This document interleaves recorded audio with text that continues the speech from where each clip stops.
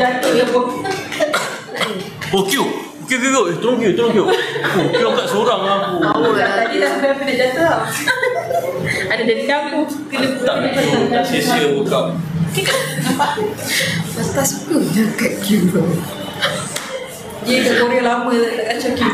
Sebab tu lah Q cakap dengan saya, kontak Q dah pergi Korea dah. Saya cakap, pergilah Korea, pergi jaga Fatah. Tak nak. Dia tak mahu, dia takut kena bully lah. Dia takut kena bully lah. Kan boleh lah. Gurau-gurau. Bully dah tu yang Tak baik. Fatah cakap kan, Nanti gurau-gurau kan Q. okay, Fatah selalu belanja Q kan. Sold out, Q reveal something.